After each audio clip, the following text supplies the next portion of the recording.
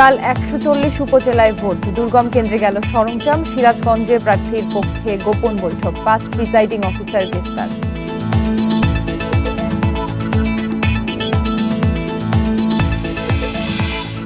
বৃহস্পতিবার থেকে শুরু হচ্ছে হজ ফ্লাইট। এখনো ভিসা না পাওয়ায় অনিশ্চয়তায় ৬৬,০০০ হজ যাত্রী।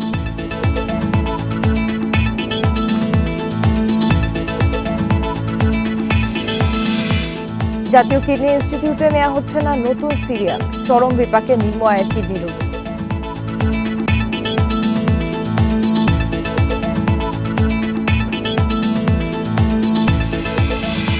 সুন্দরবনে ২ দশকে ২৫ বার আগুন, মানুষ দ্বারা হতে পারে বলছে গবেষকরা। ফায়ার স্টেশন রাখার পরামর্শ।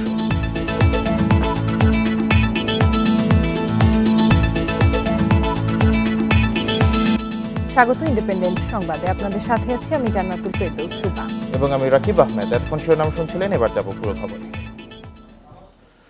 ষষ্ঠ উপজেলা পরিষদ নির্বাচনের প্রথম ধাপের ভোট গ্রহণের নির্বাচনী সরঞ্জাম পাঠানো হবে আজ। দেশের ১৪০টি উপজেলায় ভোট কাল। অবাধ ও শান্তিপূর্ণ ভোটের জন্য নির্বাচন কমিশনের পক্ষ থেকে নেওয়া হয়েছে বিভিন্ন ব্যবস্থা। রাঙামাটির জুরাছড়ি ও বরকলের দুর্গম ভোট কেন্দ্রগুলোতে এরই মধ্যে হেলিকপ্টারে পৌঁছে দেওয়া হয়েছে সরঞ্জাম। সোমবার সকালে জুরাছড়ি যক্ষাবাজার আর্মি ক্যাম্প থেকে হেলিকপ্টারে রাঙামাটির জুরাছড়ি উপজেলার ৭টি ও বরকলের ২টি দুর্গম কেন্দ্রে নির্বাচনী সরঞ্জাম পাঠানো হয়। এদিকে উপজেলা নির্বাচন সংশ্লিষ্ট এলাকায় বুধবার সাধারণ ছুটি ঘোষণা করা হয়েছে।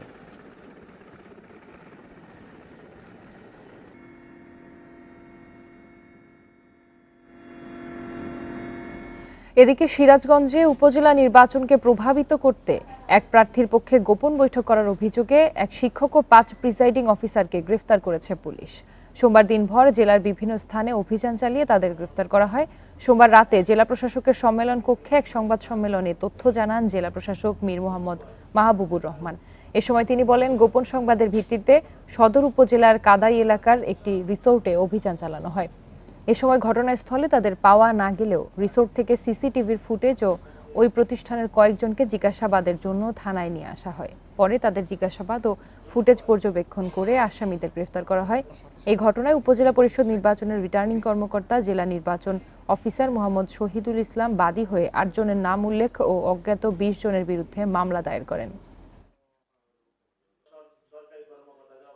রিটার্নিং অফিসার সিরাজগঞ্জ সদর থানায় একটা অভিযোগ দায়ের করেন। এই অভিযোগের দায়ের করার পরে পুলিশ সুপার মহোদয় ওনাদের যে প্রযুক্তি আছে সেই প্রযুক্তি ব্যবহার করে জড়িতদের প্রাথমিকভাবে শনাক্ত করতে পেরেছেন এবং ইতিমধ্যেই এই জড়িতদের মধ্যে যিনি ওই গোপন বৈঠকটা আয়োজন করেছেন তাকে এবং ৫ জন প্রিসাইডিং অফিসারকে আটক করা হয়েছে। প্রথম ধাপের নির্বাচন উপলক্ষে ১৪১ উপজেলায় বুধবার সাধারণ ছুটি ঘোষণা করেছে জনপ্রশাসন মন্ত্রণালয়। একই সঙ্গে নির্বাচনের আগে পরে ১৪ দিন নির্বাচনী এলাকায় বৈধ অস্ত্র প্রদর্শন নিষিদ্ধ বলে নির্দেশ দিয়েছে স্বরাষ্ট্র মন্ত্রণালয়। সোমবার জনপ্রশাসন মন্ত্রণালয়ের উপসচিব মোহাম্মদ কামরুজ্জামানের সই করা প্রজ্ঞাপনে ছুটির তথ্য জানানো হয়। ৮ই মে থেকে ৫ই জুন পর্যন্ত ৪ ধাপে দেশের সব উপজেলায় নির্বাচন আয়োজন করেছে নির্বাচন কমিশন। পরবর্তী ধাপগুলোর ভোট গ্রহণের দিনও সাধারণ ছুটি থাকবে। অন্যদিকে ষষ্ঠ উপজেলা পরিষদ নির্বাচন সুষ্ঠু ও শান্তিপূর্ণভাবে সম্পন্ন করার লক্ষ্যে স্বরাষ্ট্র মন্ত্রণালয়ের পক্ষ থেকে ১৪ দিনের জন্য বৈধ অস্ত্র প্রদর্শনের উপর নিষেধাজ্ঞা দেওয়া হয়েছে। মন্ত্রণালয় জানায়, নির্বাচনী এলাকায় ভোট গ্রহণের আগের ৭ এবং পরের ৭ দিন বৈধ অস্ত্র সহ চলাচল, বহন ও প্রদর্শন করা যাবে না।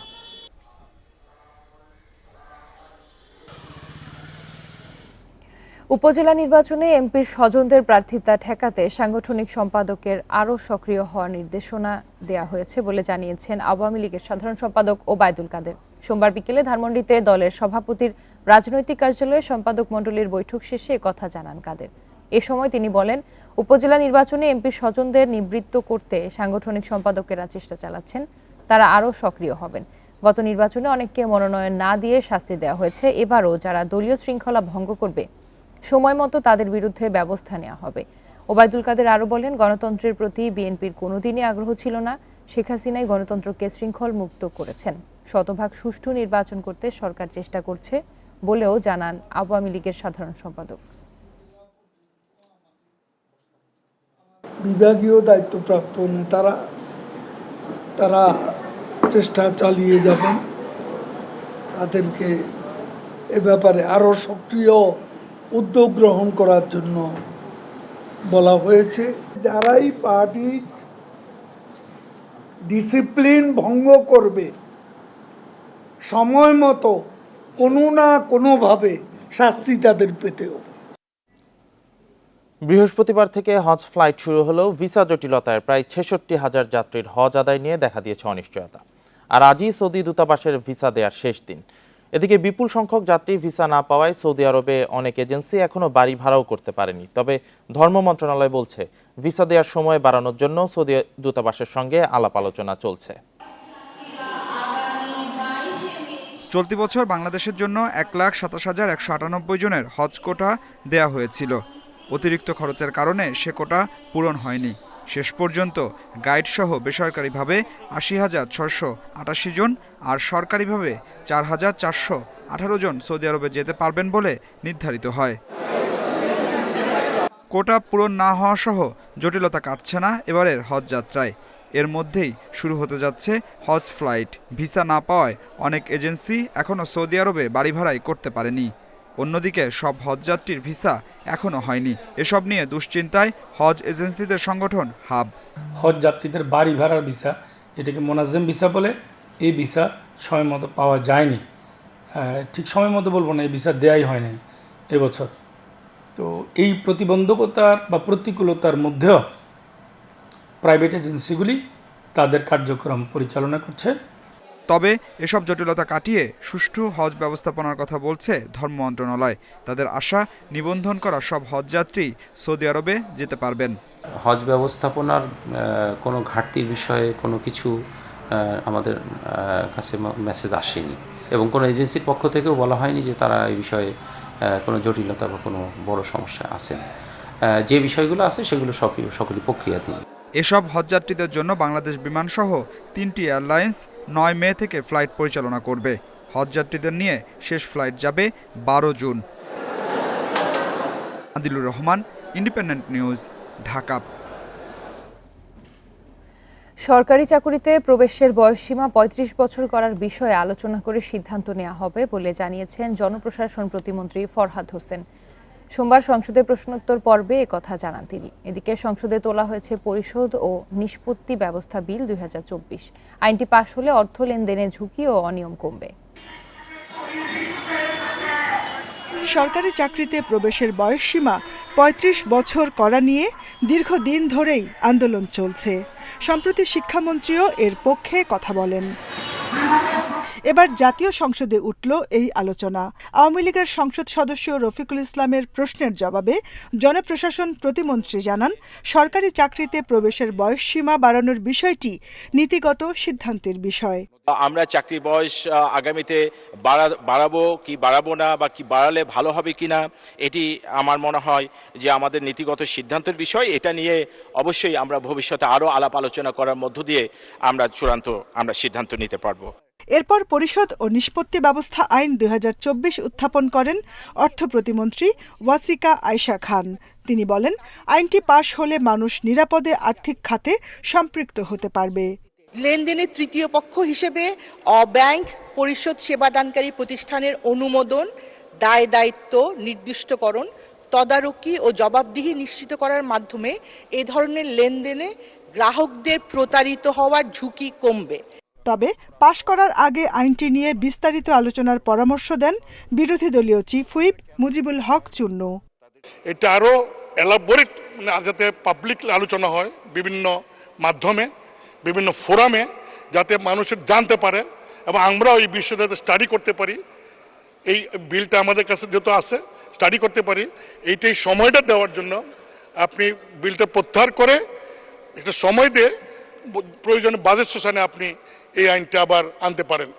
পরিশোধ ও নিষ্পত্তি ব্যবস্থা বিল নিয়ে ১৫ দিনের মধ্যে রিপোর্ট দেওয়ার জন্য অর্থ মন্ত্রণালয় সম্পর্কিত স্থায়ী কমিটিতে পাঠানো হয়। মাননীয় সদস্যবৃন্দ, জরুরি জাহানারা পারভিন, ইন্ডিপেন্ডেন্ট নিউজ, ঢাকা। আবেদন পড়ে আছে শত শত। দিনের পর দিন ঘুরছেন রোগীরা। সক্ষমতা না থাকায় জাতীয় কিডনি ইনস্টিটিউটে নেওয়া হচ্ছে না নতুন কোনো ডায়ালাইসিসের সিরিয়াল। ফলে চরম বিপাকে নিম্ন আয়ের কিডনি রোগীরা। স্বাস্থ্য বিভাগ বলছে, ভর্তুকি দিয়ে কিডনি ইনস্টিটিউটে ডায়ালাইসিস সেবা বাড়ানো হবে না। ডায়ালাইসিস নিতে মাসে 8 বার নরসিংদী থেকে ঢাকায় আসেন মানিক মিয়া। তার 2টি কিডনি নষ্ট। চিকিৎসার জন্য বিক্রি করেছেন অটোরিকশা, বসত ভিটা। 11 মাস আগে আবেদন করেও জাতীয় কিডনি ইনস্টিটিউটে সুযোগ পাননি ডায়ালাইসিসের। সবাই বাঁচতে চায়, আমিও চাই।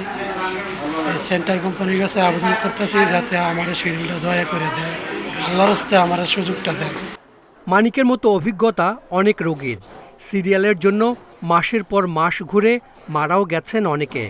3 মাস ধরে করতেছি আমরা, বুঝছেন, আমরা জমা দিচ্ছি, আঙুটা নেয় না, জমা নিতে চায় না। আমার সামনে শিডিউল নিচ্ছে, আবার আর এক শিডিউল পাবো। কি ধরনের নাকি আমরা কি সাধারণ মানুষ দিয়ে কি আঙুর কোনো দাম নাই? সরকারি শিডিউল যদি পায় তাইলে চিকিৎসা করা সম্ভব হয়, আর নাহলে এই চিকিৎসা করা সম্ভব না। ভারতীয় প্রতিষ্ঠান স্যান্ডোরের সঙ্গে চুক্তি অনুযায়ী জাতীয় কিডনি ইনস্টিটিউটে বছরে 19,000 ডায়ালাইসিস করায় সরকার। প্রতি ডায়ালাইসিসে স্যান্ডোর পায় 3,000 টাকা। এর মধ্যে 560 টাকা দেয় রোগী, বাকিটা সরকার। তবে পুরনো রোগীদের সেবা দিতেই 19,000 ডায়ালাইসিসের কোটা শেষ। তাই বাধ্য হয়ে অনেক রোগী বেসরকারিভাবে 3,000 টাকায় ডায়ালাইসিস নিচ্ছেন। যারা আমাদের কিউতে আছেন তাদেরকে বলছি আপনারা সরোয়ার্দী, ঢাকা মেডিকেল, কুর্মিটোলা, মিটফোর্ড এবং মুগদা এই জায়গায় যোগাযোগ করলেও এখন তারা সিরিয়াল পাচ্ছে। সো আমাদের এখানে এখনও অপেক্ষমান তালিকা অনেক দীর্ঘ। বছরে 50,000 ডায়ালাইসিস সেশন দেওয়ার সক্ষমতা আছে স্যান্ডোরের। তবে আর ভর্তুকি নয়, সব সরকারি হাসপাতালের সক্ষমতা বাড়াতে চায় স্বাস্থ্য বিভাগ। স্যান্ডোরের সিরিয়াল নেওয়া বন্ধ, ঠিক আছে। এটা আপনি জানেন স্যান্ডোর একটা প্রাইভেট পার্টনারশিপ পিপিপি চুক্তির মাধ্যমে চালু করা হয়েছিল বেশ কয়েক বছর আগে। আসলে পরে সেগুলো আমরা দেখেছি যে আসলে এগুলো নিয়ে কিছু জটিলতা আমরা সম্মুখীন হতে হয়েছে। এই জন্য পরবর্তীতে আমরা এই ক্ষেত্রে সতর্কতার সঙ্গে আগাচ্ছি। যেগুলো ডায়ালাইসিস আমরা আগে সকাল দুপুর দিতাম, আমরা অনেক জায়গায় চেষ্টা করতেছি এগুলোকে একদম রাত পর্যন্ত চালু সেবা দেওয়া যায় কিনা। জাতীয় কিডনি ইনস্টিটিউটের সরকারি মূল্যে ডায়ালাইসিসের জন্য আগের আবেদন জমা আছে 800-র মতো। Hasan Misba, independent news, Dhaka. বিদ্রোহী গোষ্ঠী আরাকান আর্মির তুমুল হামলার মুখে উত্তর রাখাইন থেকে 3 দিনে বাংলাদেশে পালিয়ে এসেছে মিয়ানমারের সীমান্তরক্ষী বাহিনী বিজিপির অন্তত 128 সদস্য। এ সময় তাদের কাছে অস্ত্র, গোলা বারুদও ছিল। বাংলাদেশি কর্মকর্তাদের বরাতে মিয়ানমারের গণমাধ্যম ইরাবতী জানিয়েছে, রোববার সকালে 2টি নৌকায় 88 জন বিজিপি সদস্য বাংলাদেশে ঢোকে। এর আগে 2 দিনে অনুপ্রবেশ করে বাকিরা। ইরাবতী জানায়, পালিয়ে আসা বিজিপি সদস্যদের টেকনাফের একটি সরকারি স্কুলে রাখা হয়েছে। তারা বিজিবির হেফাজতে রয়েছেন।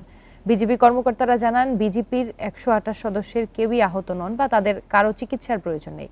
এর আগে গত 25 এপ্রিল মিয়ানমারে ফেরত পাঠানো হয় 288 সীমান্তরক্ষীকে। 11 মার্চের পর উত্তর রাখাইন থেকে বাংলাদেশে অনুপ্রবেশ করে তারা। প্রাকৃতিকভাবে নয়, মানুষের দ্বারাই সুন্দরবনে আগুন লেগেছে। মধু আহরণকারী মোয়াল অথবা জেলে বা বনের বাইরে থেকে আসা লোকজনের মাধ্যমেই এই আগুন লাগতে পারে বলে ধারণা বন ও পরিবেশ গবেষকদের। তারা বলছেন, গেল 2 দশকে সুন্দরবনের একই এলাকায় 25 বার আগুনের ঘটনা ঘটেছে, যা রহস্যজনক। ঝুঁকিপূর্ণ এলাকায় ফায়ার স্টেশনের ব্যবস্থা রাখা জরুরি বলে পরামর্শ তাদের। শনিবার বিকেলের আগুন নিয়ন্ত্রণে এলো সোমবার দুপুরে। এ সময় পূর্ব সুন্দরবনের আমরবুনিয়া এলাকায় আগুনে পুড়েছে প্রায় 5 একর বনভূমি।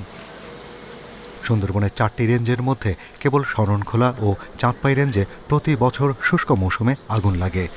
প্রথমে 2002 সালে চাঁদপাই রেঞ্জে কটকা ও নাংলি এলাকায় আগুন লাগে।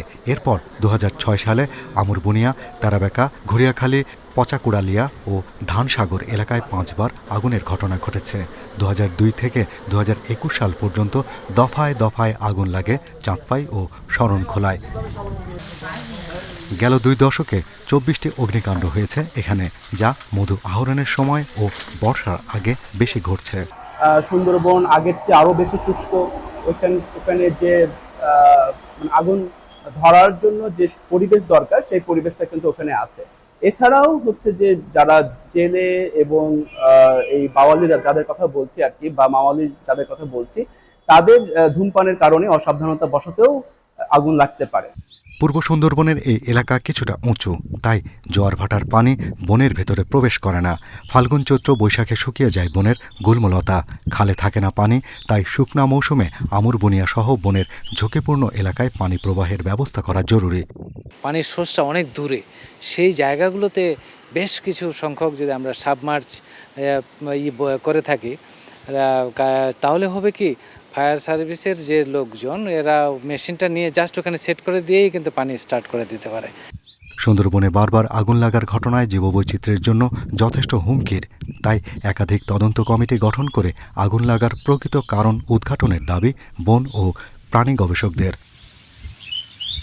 Shahriar Anirban, independent news, Dhaka. টানা তাপপ্রবাহের পর আজও বিভিন্ন জেলায় বজ্রসহ বৃষ্টি হয়েছে। বজ্রপাতে 6 জেলায় মৃত্যু হয়েছে 8 জনের। ভারী বৃষ্টিতে চট্টগ্রাম শহরের নিচু এলাকায় তৈরি হয় জলজট। সড়কে পানি জমে যাওয়ায় বিপাকে পড়েন নগরবাসী। নানা স্থানে সড়কে গাছ উপড়ে পড়ে ব্যাহত হয় যানবাহন চলাচল। অসহনীয় গরমের পর দেশের বিভিন্ন জেলায় স্বস্তির বৃষ্টি। 1 মাসের অপেক্ষার পর কাঙ্ক্ষিত বৃষ্টিতে জনজীবনে স্বস্তি ফিরলেও কোথাও কোথাও তা তৈরি করে দুর্ভোগ। মৌসুমের প্রথম ভারী বৃষ্টিপাতে চট্টগ্রাম নগরীর নিচু এলাকায় জলাবদ্ধতা তৈরি হয়। মুরাদপুর 2 নম্বর গেট, বাদুরতলা, বাকুলিয়া, চকবাজার, আগ্রাবাদ এলাকায় সড়কে পানি জমে যাওয়ায় দুর্ভোগে পড়েন নগরবাসী। যানবাহনে আটকে বিপাকে পড়েন অনেকেই। পানি উঠে পড়ে গেছে, আমরা তো রাত্রে শুইবে কোথায় এটা বসে বসে ভাবতেছি। নালা জঞ্জার যায়, নালা পরিষ্কার করে না যায়। এটা তো দেখতেছি সবসময় পানি উঠে বসে থাকে, একটু বৃষ্টি হলে পানি। কালবৈশাখী ঝড়ে ফেনীর বিভিন্ন এলাকায় গাছ উপড়ে গেছে। ঢাকা চট্টগ্রাম মহাসড়কের লালপোলে গাছ পড়ে প্রায় 2 ঘন্টা বন্ধ থাকে গাড়ি চলাচল। রাস্তায় গাছাগল পরে পরে পুরো রাস্তা লক করেছে। এখন তো এখানে বসে আছে, তারপর ওই পাম্পের ওই সাইডে গাছ পড়ে রয়েছে। ভারী বৃষ্টিতে লক্ষ্মীপুরের বিভিন্ন সড়কে পানি জমে যায়। বিকেল 4:30 পর্যন্ত জেলায় 15 মিলিমিটার বৃষ্টিপাত রেকর্ড করা হয়। বৃষ্টির কারণে সুনামগঞ্জে বাড়ছে সুরমা সহ সীমান্তের নদ নদীর পানি। বৃষ্টি অব্যাহত থাকলে পানি বেড়ে উঁচু জমির ধান তলিয়ে যাওয়ার শঙ্কায় কৃষকরা। বরিশাল, হবিগঞ্জ, নোয়াখালী, নেত্রকোনা, শরীয়তপুর, চাঁদপুর, মুন্সিগঞ্জ সহ বিভিন্ন জেলায় বৃষ্টিতে প্রাণ ফিরেছে প্রকৃতিতে। Tania Nasrin, Independent News. Golden rice ও বিটি বেগুন চাষাবাদের স্বাস্থ্যের পাশাপাশি কৃষি ঝুঁকিও রয়েছে বলে জানান পরিবেশবিদ ও কৃষিবিদেরা। তারা বলেন, জিনগত পরিবর্তন করায় এসব সংস্কার করা ফসল স্বাভাবিক চাষাবাদের জন্য ক্ষতিকর। সোমবার সকালে জাতীয় প্রেস ক্লাবে এক মত বিনিময় সভায় এসব কথা বলেন তারা। তবে এর সাথে দ্বিমত জানিয়ে সাবেক কৃষি সচিব বলেন, গবেষণার মাধ্যমে নতুন নতুন জাত উদ্ভাবনী সময়ের চাহিদা, আর এসবই পরিবেশ সম্মত। ভারত ও ফিলিপাইনে অনুমতি না মিললেও কোনো গবেষণা ছাড়াই বাংলাদেশে কেবল জিনগত সংস্কার করা ধান বা গোল্ডেন রাইসের অনুমোদনে স্বাস্থ্য ঝুঁকি রয়েছে বলে জানিয়েছে পরিবেশবাদী 5টি সংগঠন। সোমবার দুপুরে রাজধানীর জাতীয় প্রেস ক্লাবে এ নিয়ে মতবিনিময় সভায় এ নিয়ে উদ্বেগ প্রকাশ করেন তারা। বক্তাদের দাবি, কার্যকর সাফল্য না মেলায় এর আগে বিতর্কিত বিটি বেগুনের চাষাবাদে তেমন আগ্রহ দেখায়নি কৃষকরা। আর এখন গোল্ডেন রাইস নামে নতুন ধানের অনুমোদনে চলছে তোড়জোড়। এতে বহুজাতিক কোম্পানিগুলোই হবে লাভবান। বেগুনের ক্ষেত্রে ছিল মনসান্টো পিছনে, এখন হচ্ছে সিনজেন্টা পিছনে। আমাদের দেশটাকে আমরা পরীক্ষার ক্ষেত্র হতে দিব কিনা বেগুন এবং ধানের মতন এমন অর্থকরী এবং আমাদের প্রতিদিনের জীবনের সাথে জড়িত এমন 2টি ফসলের সাথে। ভুট্টার জিন ধানের সংমিশ্রণ ঘটিয়ে নতুন জাতের উদ্ভাবিত গোল্ডেন রাইসের মাধ্যমে ভিটামিন ঘাটতি মেটানোর দাবি করা হলেও তা প্রমাণিত নয় বলে দাবি করেন এই কৃষি বিজ্ঞানী। প্রকৃতির উপর হস্তক্ষেপ করলে প্রকৃতি তার প্রতিশোধ নেয়। কাজে যেটা করা হচ্ছে, এই যে বিটি বিঞ্জার এবং গোল্ডেন রাইস দুটোই কিন্তু আত্মঘাতী। এটা জেনেটিক্স বা সায়েন্সের চাইতে বেশি হলো বাণিজ্য। তবে সাবেক কৃষি সচিবের দাবি, জিনগত সংস্কার করা খাদ্যশস্যে ঝুঁকির চেয়ে বরং অনেক ভালো দিক রয়েছে। হাইব্রিড আমাদের দেশে রিলিজ হয়, তখনও কিন্তু এই পরিবেশবাদীরা একই রকম বক্তব্য দিয়েছিল যে কৃষকরা কোম্পানি নির্ভরশীল হয়ে যাবে, বিদেশের কাছে আমাদের বীজের সত্তা চলে যাবে। আজকে আমার দেশে সারা বছর আমরা সবজি পাচ্ছি, 17 কোটি মানুষের জন্য সবজি হচ্ছে, 17 কোটি মানুষের জন্য আমার আজকে ধান হচ্ছে, চাল হচ্ছে। সময়ের চাহিদা ও পরিবেশ অনুযায়ী নতুন নতুন জাতের উদ্ভাবনী কৃষির প্রাণ বলে মনে করেন এই কর্মকর্তা। Jahidul Bashar, independent news, Dhaka. মার্কিন প্রযুক্তি প্রতিষ্ঠান ওরাকলের সহযোগিতায় যাত্রা শুরু করল বাংলাদেশ গভর্নমেন্ট ক্লাউড। সোমবার বিকেলে রাজধানীর একটি হোটেলের উদ্বোধন করেন প্রধানমন্ত্রীর বেসরকারি শিল্প ও বিনিয়োগ উপদেষ্টা সালমান এফ রহমান। তথ্য সংরক্ষণ ও সুরক্ষার পাশাপাশি সরকারি প্রতিষ্ঠানগুলোর ডিজিটাল সেবাও ত্বরান্বিত হবে এর মাধ্যমে, জানালেন সংশ্লিষ্টরা। ডেটা স্টোরেজ ও ডিজাস্টার রিকভারি সেবায় দেশের একমাত্র সরকারি মালিকানাধীন প্রতিষ্ঠান Bangladesh data centre company limited BDCCL। সেখানে থাকা তথ্য আরও সুরক্ষিত ও সহজ ব্যবস্থাপনার কাজ করবে ওরাকলের বাংলাদেশ গভর্নমেন্ট ক্লাউড। উদ্বোধনী অনুষ্ঠানে মার্কিন রাষ্ট্রদূত পিটার হাস বলেন, প্রতিযোগিতামূলক পরিবেশ থাকলে মার্কিন কোম্পানিগুলো উচ্চমানের প্রযুক্তির মাধ্যমে বাংলাদেশের ডিজিটাল রূপান্তরের প্রক্রিয়ায় বড় ভূমিকা রাখবে। এমন উদ্যোগ একদিকে যেমন বেসরকারি বিনিয়োগের সুযোগ তৈরি করেছে, অন্যদিকে সাইবার নিরাপত্তা ও নাগরিক অধিকারের বিষয়টিও নিশ্চিত করেছে। তথ্য প্রযুক্তি প্রতিমন্ত্রী বলেন, 2041 সালে স্মার্ট বাংলাদেশের লক্ষ্য অর্জনের প্রধান ভিত্তি হবে সার্বভৌম এই ক্লাউড, যা আধুনিক অর্থনীতির জন্য ডিজিটাল অবকাঠামো মজবুত করার পাশাপাশি বাড়াবে সাইবার নিরাপত্তা। যে 56টা মন্ত্রণালয় আছে যারা ভিন্ন ভিন্ন ডেটা সেন্টার করার পরিকল্পনা করছিল, ভিন্ন ভিন্ন জায়গায় তাদের ডেটা রাখছিল কিংবা দেশের বাইরে বিভিন্ন ক্লাউডে রাখছিল, সেটা যাতে না রাখে আমাদের এই বাংলাদেশ গভর্নমেন্ট ক্লাউডেই অত্যন্ত নিরাপদে এবং রাখতে পারবে। প্রধানমন্ত্রী বেসরকারি শিল্প ও বিনিয়োগ উপদেষ্টা বলেন, বাংলাদেশ গভর্নমেন্ট ক্লাউডের ব্যবহার সরকারি সেবায় বড় পরিবর্তন আনবে। পেপারলেস কার্যক্রম বাড়ার সঙ্গে কমবে কার্বন নিঃসরণ। এটি শুধু প্রযুক্তিগত মাইল ফলকই নয়, এটি আমাদের সরকারি সেবা গ্রহণের জন্য একটি রূপান্তরমূলক পদক্ষেপ। এর মাধ্যমে আমরা নতুন এক যুগে পদার্পণ করছি, যা ডিজিটাল ভবিষ্যতের জন্য সহায়ক হবে। এদিকে ক্লাউডে তথ্য থাকলে ভবিষ্যতে জাতীয় পরিচয়পত্রের মাধ্যমে যাবতীয় সুবিধা নিশ্চিত করা সম্ভব হবে বলে জানান সংশ্লিষ্টরা। ইকরামুল কবির, ইন্ডিপেন্ডেন্ট নিউজ, ঢাকা। এবার ঢাকায় কোরবানির হাট বসবে 22টি। এরই মধ্যে ঢাকা উত্তরের 7টি ও দক্ষিণের 2টি হাটের ইজারাদার নিশ্চিত হয়ে গেছে। 4টিতে এখন পর্যন্ত কেউ দরপত্র জমা দেননি। ঈদের দিন সহ 5 দিন বেচাকেনা চলবে অস্থায়ী হাটগুলোতে। সিটি কর্পোরেশনের আশা, এবার অন্তত 1.5 গুণ বেশি দর পাওয়া যাবে। আগামী মাসে কোরবানির ঈদ, এরই মধ্যে হাটের প্রস্তুতি শুরু করেছে সিটি কর্পোরেশন। গাবতলী স্থায়ী হাট সহ ঢাকা উত্তরে বসবে 10টি। এর মধ্যে ভাটারা ও বসিলার জন্য কোনো দরপত্র জমা পড়েনি। গতবার দিয়াবাড়ি হাটের দর ছিল 1,90,00,000 টাকা, এবার উঠেছে 8,90,00,000 টাকা। আফতাবনগরে হাটের দর ছিল 1,67,00,000 টাকা, এবার উঠেছে 4,89,00,000 টাকা। কিন্তু ইস্টার্ন হাউজিংয়ের হাট সরকার নির্ধারিত দরের চেয়ে 20,000 টাকা কম দর পড়েছে। পর্যায়ক্রমে আমরা অবশ্যই 100% নিয়ম মেনেই তারপরে আমরা কাজগুলো করব। এই টোটাল হাটগুলোকে ডিস্ট্রিবিউশন করে দেওয়ার পরে আমি একটি আমার প্রেস রিলিজ দিয়ে দিব কোন হাট কত দামে কারা কারা পেল এবং কত টাকায় পেলাম।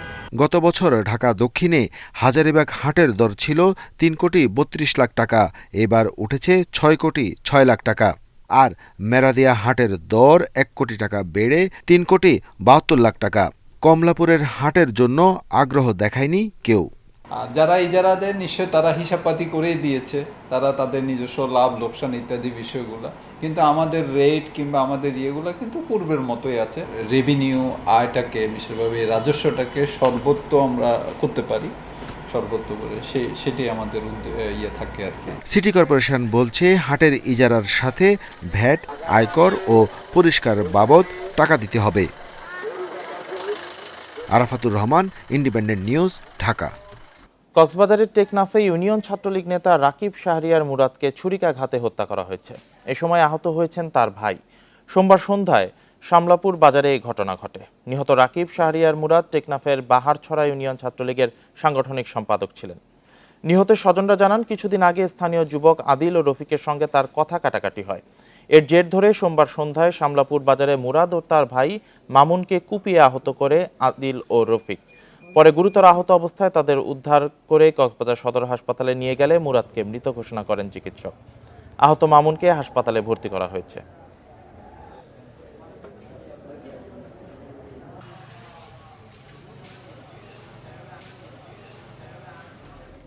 রাজশাহীর গোদাগাড়িতে এক কিশোরকে তুলে নিয়ে চাঁদা দাবির অভিযোগে 4 পুলিশ সদস্যকে প্রত্যাহার করা হয়েছে।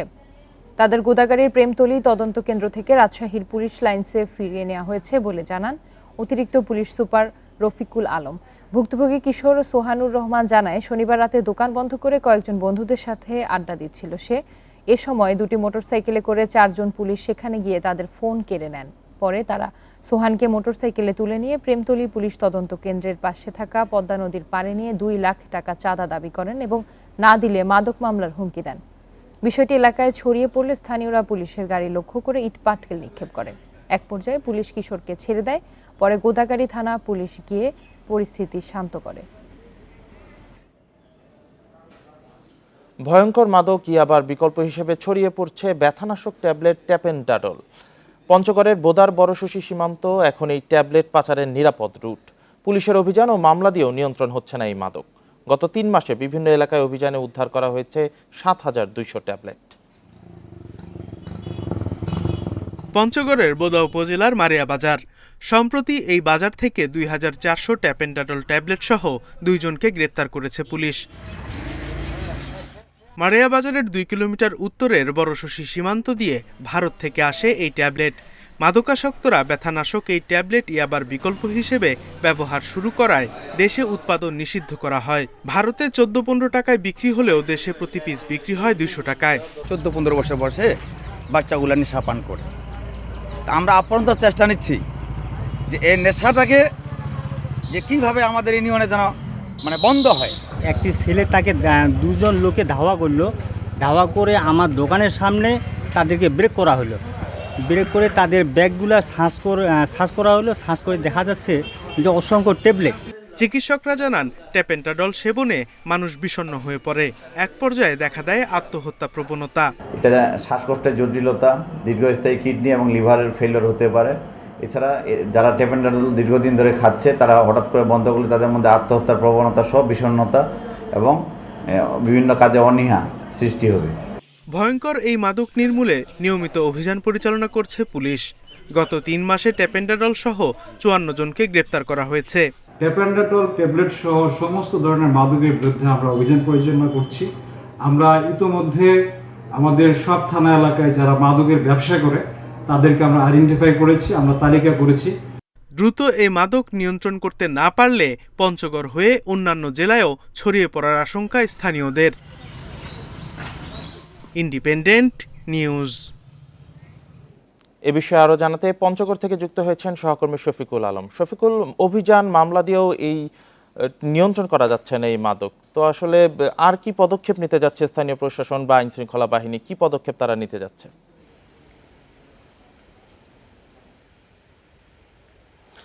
দেখুন, ট্যাপেন্টাডল ট্যাবলেট কিন্তু একটি ব্যথানাশক ট্যাবলেট।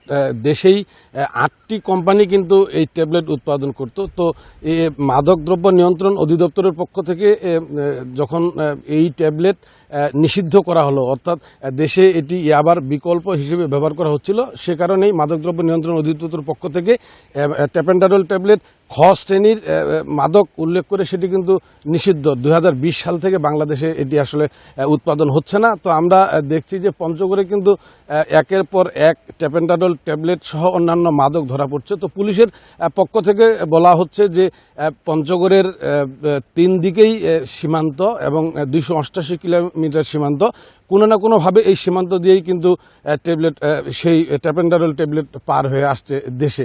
এবং এই ট্যাবলেটের মধ্যে ইয়াবার একটি উপাদান, অ্যামোটাফিন নামে একটি উপাদান রয়েছেন। এটির কারণে কিন্তু মাদকের ইয়াবার বিকল্প হিসেবেই মাদক সেবীরা এটি ব্যবহার করছেন। পুলিশ বলছে যে তারা অভিযান পরিচালনা করছে। গত 3 মাসে 102টি মামলার মধ্যে কিন্তু এই ট্যাপেন্টাডল ট্যাবলেট নিয়েই মামলা হয়েছে 43টি মামলা এবং 54 জনকে এই মামলা গ্রেপ্তার করা হচ্ছে। তো আসলে এটি গ্রেপ্তার করা হচ্ছে এবং পুলিশ গ্রেপ্তার করছে, মামলা দিচ্ছে, তারপরেও কিন্তু থেমে নেই। আমরা দেখছি যে এলাকার উঠতি বয়সের যুবকরা আসলে মাদকের দিকেই ধাবিত হচ্ছে। তো পুলিশ তাদের চেষ্টা অব্যাহত রেখেছে এবং পঞ্চগড়ের আপামর মানুষ চায় যে পঞ্চগড় মাদক মুক্ত করা হোক। এই ছিল পঞ্চগড়ের মাদক নিয়ে সার্বিক পরিস্থিতি সর্বশেষ। পঞ্চগড় থেকে জানাচ্ছিলেন সহকর্মী। চাঁপাইনবাবগঞ্জে মাত্র 250 মিটার ড্রেনেজ ব্যবস্থার জন্য কেটে ফেলা হচ্ছে 4.5 কিলোমিটার এলাকার 258টি গাছ। শুধু তাই নয়, কোটি টাকার গাছগুলো বিক্রি করা হচ্ছে নামমাত্র দামে। রাস্তার দুই পাশে বরেন্দ্র উন্নয়ন কর্তৃপক্ষের লাগানো এসব গাছ নিয়ম বহির্ভূতভাবে বিক্রির অভিযোগ উঠেছে জেলা পরিষদের বিরুদ্ধে। পরিবেশের এমন বৈরী আচরণের মধ্যে গাছ কাটায় ক্ষোভ জানিয়েছেন এলাকাবাসী। চাঁপাইনবাবগঞ্জের আমনুরা থেকে রাজশাহী গোদাগাড়ি সড়কের দুই পাশের 258টি গাছ টেন্ডারের মাধ্যমে বিক্রি করে জেলা পরিষদ। কোটি টাকার বেশি দামের গাছগুলো বিক্রি করা হয়েছে মাত্র 32 লাখ টাকায়। বরেন্দ্র উন্নয়ন কর্তৃপক্ষের দাবি 1989-90 সালে গাছগুলো রোপণ করে তারা, অথচ তাদের কিছু না জানিয়ে কেটে ফেলা হয়েছে শতাধিক গাছ। গাছ কাটা বন্ধে চিঠি দেওয়ার পরও মানছে না জেলা পরিষদ। অধিকাংশ গাছই বিএমডি কর্তৃক রোপিত। জেলা পরিষদ যখন গাছগুলো নিলাম করে বা নিলামের ব্যবস্থা নিয়েছে, কিন্তু আমাদেরকে এই বিষয়ে কোনো তারা অবগত করে নাই। তারা একেবারে ফাইনাল স্টেজে গিয়ে আমাকে অবগত করেছে। জেলা পরিষদের দাবি, ভূমির মালিক যেহেতু জেলা পরিষদ, তাই গাছের মালিকও তারাই। নির্ধারিত প্রক্রিয়া অনুসরণ করেই তা বিক্রি করা হয়েছে। এতদিন ধরে ওনারা বললেন না যে গাছ আমাদের রোপণ করা। 2 বছরের মধ্যে থেকে যে কোনো সময় তো বলতে পারতেন যে তাদের গাছ, এবং তাদেরকে আমরা চিঠিও দিয়েছি। এসব বিষয় নিয়ে ক্যামেরায় কোনো কথা বলতে রাজি হননি জেলা প্রশাসক AKM গালিব খান। তবে উভয় প্রতিষ্ঠানের সঙ্গে কথা বলে তা নিষ্পত্তির আশ্বাস দিয়েছেন তিনি।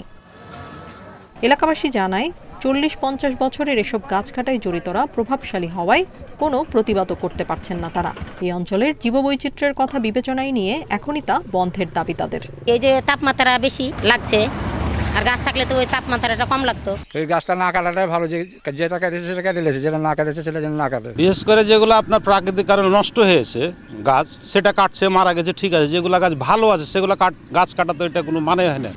আমনুরা ঝিলিম বাজারের রাস্তার পাশে পানি নিষ্কাশনের জন্য 250 মিটার পাকা নালা নির্মাণ করছে সড়ক ও জনপথ বিভাগ।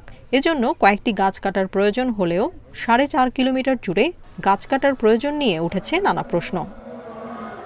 Independent news. 5 বছরেও শেষ হয়নি খাগড়াছড়ির দীঘিনালায় পাবলাখালী শান্তিপুর উচ্চ বিদ্যালয়ের নতুন ভবনের নির্মাণ কাজ। শ্রেণীকক্ষ সংকটে পাঠদান ব্যাহত হচ্ছে। নির্দিষ্ট মেয়াদের মধ্যে কাজ শেষ করতে না পারলেও ঠিকাদারদের বিরুদ্ধে নেওয়া হয়নি কোনো ব্যবস্থা। খাগড়াছড়ির দীঘিনালার পাবলাখালী শান্তিপুর উচ্চ বিদ্যালয়ের নতুন ভবনের নির্মাণ কাজ শুরু হয় 2019 সালের 4 ফেব্রুয়ারি। দরপত্রের শর্তানুযায়ী কার্যাদেশ পাওয়ার 1.5 বছরের মধ্যে নির্মাণ কাজ শেষ হওয়ার কথা ছিল, অথচ পেরিয়েছে 5 বছর, তবু শেষ হয়নি নির্মাণ কাজ। শ্রেণীকক্ষ সংকটে ব্যাহত হচ্ছে পাঠদান। পর্যাপ্ত অ্যাকোমোডেশন না থাকার কারণে বিভিন্ন রকম, অনেক সময় মাঠে ক্লাস নিতে হচ্ছে, অনেক সময় গাছতলায় ক্লাস নিতে হচ্ছে। সব মিলিয়ে আমাদের 15টি কক্ষের দরকার, তা মাত্র 4-5টা কক্ষ আমাদের আছে। ঠিকাদার বলছে, শ্রমিক সংকটের কারণে নির্মাণ কাজ শেষ করা যাচ্ছে না। দ্রুতই নতুন শ্রমিক নিয়োগ দিয়ে শেষ করা হবে বাকি কাজ।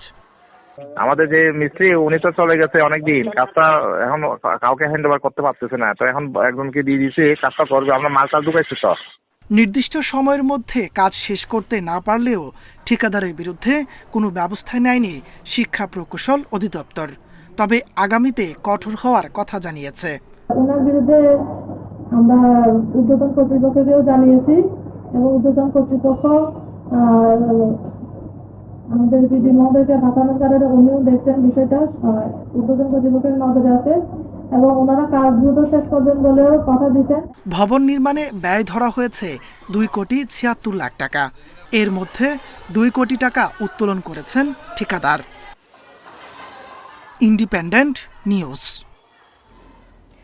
রবীন্দ্রনাথ ঠাকুরের স্মৃতি বিজড়িত শিলাইদহ, শাহজাদপুর ও প্রতিসরে চলছে কবিগুরুর জন্মবার্ষিকী উদযাপনের প্রস্তুতি। শাহজাদপুরে 3 দিন ও শিলাইদহে 2 দিন ব্যাপী আয়োজন থাকলেও প্রতিসরে এবার উপজেলা নির্বাচনের কারণে সংক্ষিপ্ত করা হয়েছে আয়োজন। কবিগুরুর জন্মবার্ষিকী উদযাপনে সিরাজগঞ্জের শাহজাদপুরে চলছে শেষ মুহূর্তের প্রস্তুতি। রবীন্দ্র জয়ন্তীর আয়োজন সামনে রেখে চলছে শিল্পীদের মহড়া, সাজিয়ে তোলা হচ্ছে কাছারি বাড়িকে। 1890 থেকে 1897 সাল পর্যন্ত একাধিকবার শাহজাদপুরে এসেছেন রবীন্দ্রনাথ ঠাকুর। তার স্মৃতি বিজড়িত কাছারি বাড়ি ঘিরে রবীন্দ্র চর্চা হয় জেলায়। প্রতি বছরের মতো এবারও রবীন্দ্র জয়ন্তীর আয়োজনে স্থানীয় সংস্কৃতি কর্মীদের পাশাপাশি ঢাকা ও কলকাতার শিল্পীরা অংশ নেবেন। শাহজাদপুরে 3 দিন ব্যাপী আয়োজন থাকে, তো ওখানে আমরা নাচ গান আবৃত্তি সব কিছু নিয়ে উপস্থাপন করি। আমরা এখানে ছোটবেলা থেকেই এখানে আমরা অনুষ্ঠান করছি। বাইরে থেকে অনেক শিল্পী আসে, ঢাকা, সিরাজগঞ্জ সহ কলকাতা থেকে অনেক শিল্পী এখানে আসে এবং এবছরও আসবেন। তো আমাদের চেষ্টা থাকে যেহেতু বাইরের শিল্পীরাও থাকবে, তো আমাদের শাহজাদপুরের পরিবেশনাটাও যেন সেরকম ভালো হয়। সেজে উঠেছে নওগাঁর প্রতিশরের কাছারিবাড়িও। তবে উপজেলা পরিষদ নির্বাচনের কারণে এবার অনুষ্ঠান সংক্ষিপ্ত করা হয়েছে। প্রোগ্রামটাকে একটু ছোট করে এটা বিকেল 3টা থেকে শুরু হবে, উদ্বোধন অনুষ্ঠান, তারপরে আলোচনা সভা, পরবর্তীতে আমাদের সাংস্কৃতিক অনুষ্ঠান অনুষ্ঠিত হবে আত্রাই শিল্পকলা একাডেমি, জেলা শিল্পকলা একাডেমি এবং রানীনগর শিল্পকলা একাডেমি শিল্পীদের পরিবেশনায়। কুষ্টিয়া শিলাদহের কুঠিবাড়িতে 25শে বৈশাখ সামনে রেখে 2 দিনব্যাপী অনুষ্ঠানের আয়োজন করা হয়েছে। দেশি বিদেশি দর্শনার্থীর আগমন উপলক্ষে এলাকায় নিরাপত্তা ব্যবস্থা জোরদার করার পাশাপাশি সব ধরনের ব্যবস্থা রাখা হয়েছে। থাকবে আলোচনা সভা, সাংস্কৃতিক অনুষ্ঠান এবং গ্রামীণ মেলা। আর এই অনুষ্ঠানের সার্বিক নিরাপত্তাকে কেন্দ্র করে আমাদের উপজেলা প্রশাসন এবং পুলিশ প্রশাসন ডিসি মহোদয়ের সার্বিক নির্দেশনায় এখানে একটা নিরাপত্তা বলয় তৈরি করবে। রবীন্দ্র জয়ন্তী উপলক্ষে কুঠিবাড়ি চত্বরে আয়োজন করা হয়েছে মেলার। এরই মধ্যে নানা পণ্যের পসরা সাজিয়ে বসেছেন দোকানিরা। রেশমি নন্দী, ইন্ডিপেন্ডেন্ট নিউজ। রবীন্দ্র জয়ন্তীর 2 দিন আগে পথ চলা শুরু করলো টেগোর সোসাইটি ঢাকা। বিশ্ব সাহিত্য কেন্দ্রে সংবাদ সম্মেলন করে এর আত্মপ্রকাশ ঘোষণা করেন উদ্যোক্তারা। রবীন্দ্রনাথ ঠাকুরের সাহিত্য, সঙ্গীত ও দর্শন বিশ্বে ছড়িয়ে দিতে কাজ করবে সংগঠনটি। আয়োজকরা জানান 12টি দেশে টেগোর সোসাইটি আছে, যাদের অনেকের সঙ্গে ঐক্যবদ্ধভাবে কাজ করার বিষয়ে এরই মধ্যে কথা হয়েছে। সেই সাথে সরকার ও রবীন্দ্রনাথের সৃষ্টিশীলতা নিয়ে কাজ করা দেশের সংগঠনগুলোর সঙ্গে কাজ করতে চান তারা। টেগোর সোসাইটি সভাপতি চঞ্চল খান জানান, ঢাকায় রবীন্দ্র জাদুঘর, সংস্কৃতি ও গবেষণা কেন্দ্র স্থাপনের উদ্যোগ নেয়ার পরিকল্পনার কথা। বক্তব্য রাখেন সংগঠনটির উপদেষ্টা বিবি রাসেল, ট্রাস্টি বোর্ডের সদস্য ডক্টর ইসলাম শফিক ও সাধারণ সম্পাদক আজিজুর রহমান তুহিন।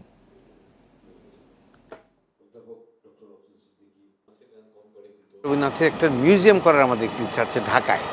যে মিউজিয়ামটা হবে একটা ট্যাগর মিউজিয়াম, ট্যাগর সোসাইটির কেন্দ্র করেই ঢাকা ভিত্তিক। ঢাকাতে হলে হবে কি, এই যে বাংলাদেশে যে রবীন্দ্রনাথ এসেছিলেন বা বাংলাদেশে না থাকলেও যে আন্তর্জাতিকতাবাদের ব্যাপারটা যেটা আমাদের, সেগুলোকে আমরা এই মিউজিয়ামের মাধ্যমে আমরা তুলে ধরতে পারবো। এই ছিল এখনকার সংবাদে। ইন্ডিপেন্ডেন্ট টেলিভিশনের সব খবর আরো বিস্তারিত জানতে চোখ রাখুন ফেসবুক, ইউটিউব, এক্সে। ধন্যবাদ সবাইকে।